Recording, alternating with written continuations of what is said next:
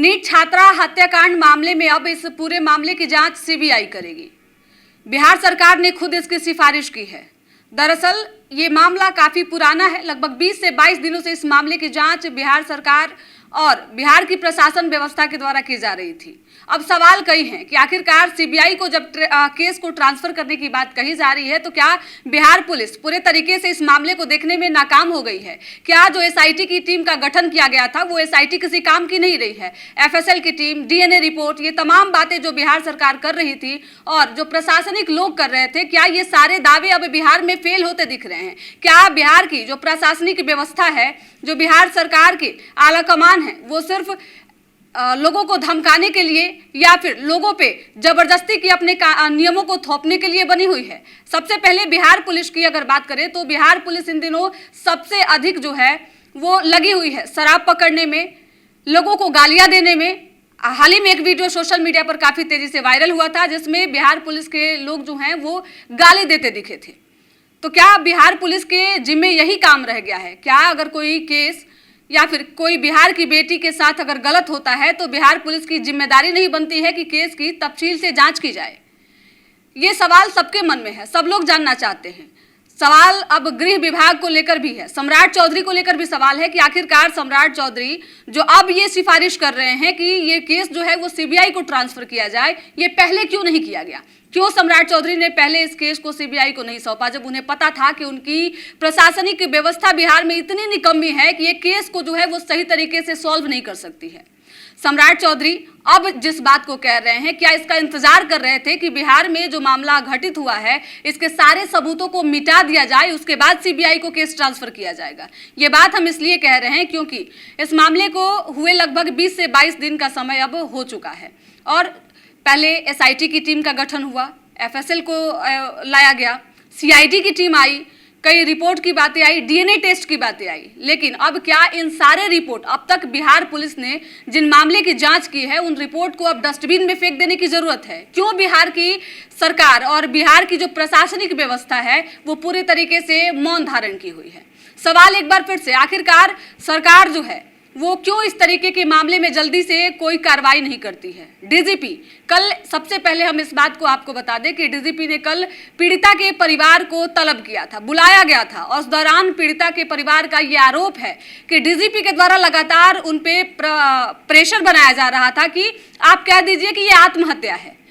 परिजनों का कहना है कि जिस तरीके से संदिग्ध स्थिति में शव मिला, उसके बाद जो एसआईटी ने जांच किया है, एफएसएल ने खुद इस बात का जिक्र किया कि लड़की के साथ बलात्कार हुई है, लड़की के अंडरगारमेंट से जो है वो स्पर्म मिले मेल के, उसके बावजूद भी आखिरकार डीजीपी विनय कुमार क्यों ये चाहते हैं कि इस मामले को दबा दिया जाए? क्या किसी को बचाने की साजिश हो रही है? क्या पूरा पुलिसिया तंत्र जो है वो बचाने का प्रयास कर रहा है? क्योंकि आपने जब इस मामले की शुरुआत हुई थी तभी से आपने देखा होगा कि सबसे पहले 48 घंटे के अंदर जो है एसएसपी कार्तिकेय शर्मा ने अपने बयान बदले और उस बयान में पहले लगातार कहा जा रहा था कि आत्महत्या है, नींद की ओवरडोज की वजह से जो है वो लड़की की मौत हो गई है। बाद में जब आगे रिपोर्ट बढ़ी तो पता चला कि नहीं, लड़की के साथ बलात्कार भी हुए हैं।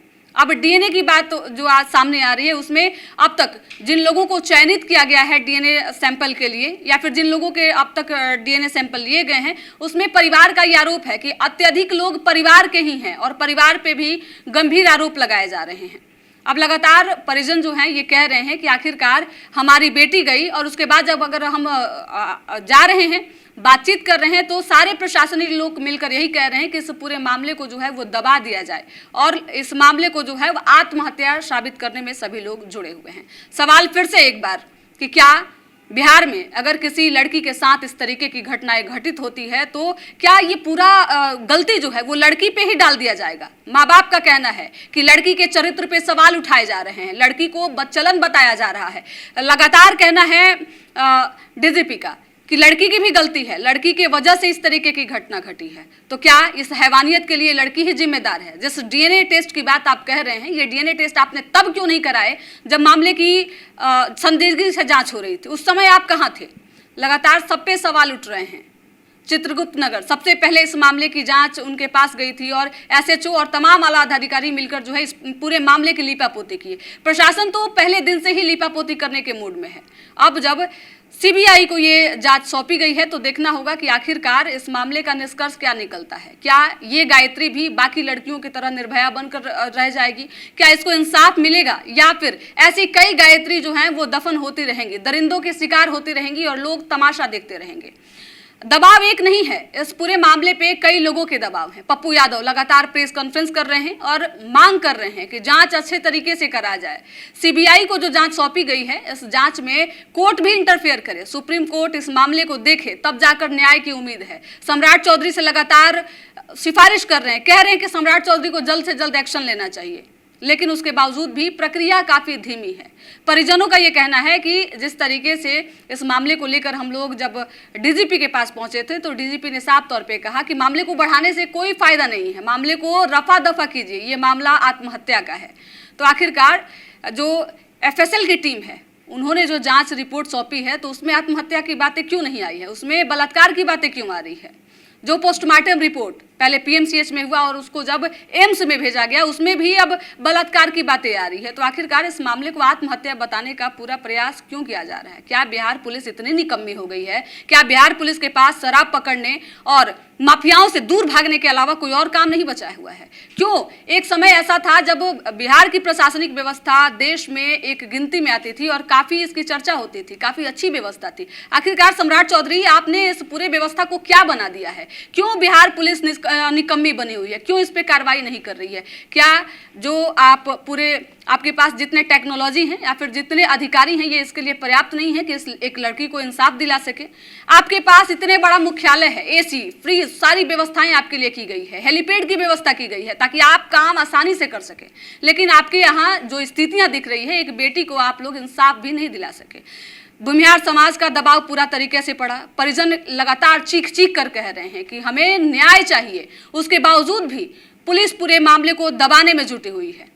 क्या ये मामला अब खत्म होते जा रहा है, या फिर अब सीबीआई को जब सौंपा जाएगा तो परिजन सीबीआई पे भरोसा करेंगे? क्योंकि लगातार परिजनों का कहना है कि उनके साथ अन्याय हुआ है और उन्हीं को दबाने का प्रयास किया जा रहा है, उनके लिए कोई सोच नहीं रहा है। लगातार उनकी बेटी के चरित्र पे सवाल उठाए जा रहे हैं और मामले को दफा करने की बात कही जा रही है। अब सीबीआई को जब ये केस ट्रांसफर होगा तो इसमें क्या कुछ निष्कर्ष निकलता है, देखना दिलचस्प होगा। फिलहाल इस खबर में इतना ही। वीडियो अच्छी लगे तो शेयर कीजिएगा, साथ ही हमारे यूट्यूब चैनल संक्षिप्त को सब्सक्राइब करके फेसबुक पेज को भी फॉलो कर लीजिएगा। धन्यवाद।